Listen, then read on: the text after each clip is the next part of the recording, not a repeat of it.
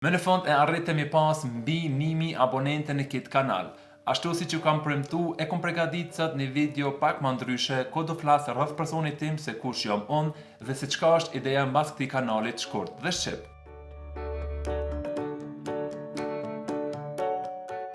Unë jam Driton Gjukaj dhe jam rrit dhe shkollu këtu në Zvicër dhe kam studiu mjekësi në Universitetin e Zürichut dhe e kom përfundu studimet në vitin 2017. Pasi që e kom përfundu studimet, ja kom fillu venin e parë më punu në kirurgjin e përgjithshme, ku kom punu një vit. Pas kirurgjis, ja kom fillu më punu në urgjencë dhe në mjekësin interne, ku gjithsesi kom punu 2 vite. Pasi që kom kryu ato 3 vite përvoj, e kom bo provimin për mjek i përgjithshëm. Si të qovë, pas aty në 3 vite të mjekësis përgjithshëm, pata vendos për më specializu vetëm një organ dhe e kom skell synin, kështu që jam tani në specializim për mjek të syve ose për oftalmolog. Në këtë kanal e kam synimin se çdo video se publikoj dhe e pikëshilla apo shpjegoj një temë për më kanë patjetër e bazuar në shkencë dhe në fakte, kështu që personat që informohen e dinë se e kanë dijen të saktë.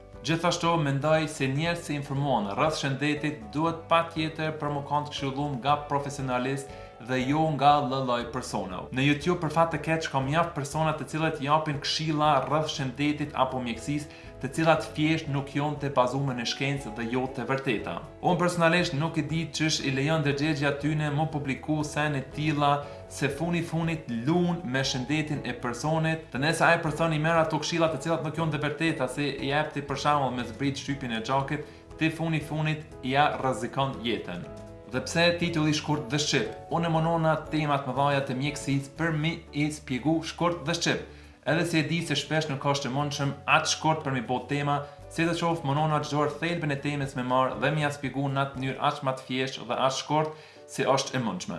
Dhe pse këtë kanal në gjuhën shqipe? Natyrisht se më kish ardhur më shumë a lehtë për më bisedu rreth mjekësisë në gjuhën gjermane, masi që jam rrit unë në këtë vend dhe kom studiu mjekësi në gjuhën gjermane, vokabulari im është i ndërtuar në atë gjuhë. Për më kani sinqert, mrenda aty në 3 vite ku kom punu, kom përjetu shumë shpesh situacione ku e kom pa se pacientët, sidomos bashkëadhetar shqiptar, shumë kam profitu prej një mjeki i cili e fol gjuhën e tyne dhe kanë mujt më marr informata me vete, të cilat nuk kishin mujt për mi kuptu ose mi marr me vete nëse i shkon një person se e fol gjuhën amtare, të cilën shumë prej tyne, sidomos janë pak më të shumë, nuk e marrin vesh mjaft mirë. Sidomos në ato 3 vite ku kom punu si mjek i përgjithshëm, e kom realizu se çfarë problemi i madh është gjuha tek pacienti nëse nuk e fol gjuhën amtare në nivel të lartë. Për mua sa të pak mund diku kundër asaj situate të cilën për fat keq shumë persona duhet me përjetu, kam vendosur me bo këtë kanal shkurt dhe shqip ku flas rreth tema të përgjithshme të mjekësisë, kështu që ata persona të cilët kanë dëshirë për më informu rreth tema që janë të më rëndësishme i ditë edhe si pacient, mundin në këtë kanal për mi gjetë në gjuhën shqipe. Unë kam të qartë se kur të flas për rreth tema të ndryshme të mjekësisë, e mungon aty këtu vokabulari i mjekësisë në gjuhën shqipe. Si të qoftë, për mua personalisht nuk është ai problem, edhe si e di se nash aty këtu bëj gabime, për mua është më rëndësi se ai person i cili këshyr këtë video mundet me kuptu thelbin dhe se çka du për mu spjegu, dhe derisa arritet ai qëllim, unë jam i kënaqur, edhe si e di se nuk e kam nivelin e Ismail Kadares në gjuhën shqipe, po ai nuk më duhet për qëllimin se e kam në këtë kanal. Nëse keni pa dhe video tjerë e dini zakonisht si në hyrje të regoj se në këtë kanal flas jashtë mjekësisë edhe për shkollim dhe zhvillimin personal. Ata personat të cilët më njohin personalisht e dinë se shkollimi dhe zhvillimi personal është një temë e cila e ballafaqon mua personalisht shumë. Gjithë ata shqiptarë të cilët jetojnë në mërgim e dinë saktësisht se sa zar është kur ti je një minoritet në një shtet tjetër dhe mundohesh për mu integru dhe më pas sukses në shkollë. Për atë arsye kam dëshirë unë shumë ata personat të cilët kanë dëshirë për mu shkollu dhe më pas sukses akademik për m'ju ndihmu dhe m'ju këshillu aq sa moj. Si pasojë e atij interesit për shkollim, bashkë me disa shokë në vitin 2016 e kem realizuar një projekt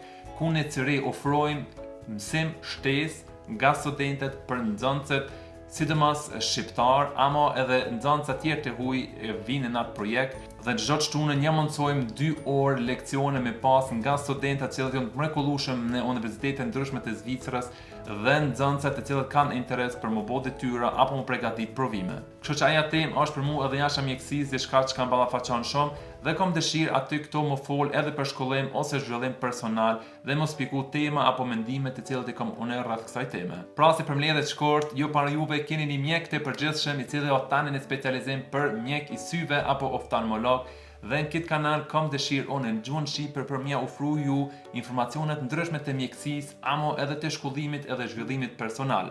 Nëse ju keni mendimin se kjo është një projekt i cili ja vlen për me mbështet, muni thjesht me një like dhe abonoment për me mbështet këtë projekt dhe nëse një familje ose shok të cilën ndoshta mund të më përfitu nga një video të cilë kam, muni me shumë me dëshirë për me shpërnda videot. Nëse ki pala kanalin tim, mund është me kliku kanalin tim shkurt dhe shqip dhe me shiku video të cilat e kom publiku. Për ndryshe falenderoj se çdo herë për kohën që ma keni jep, ju përshëndes. Drejtoni.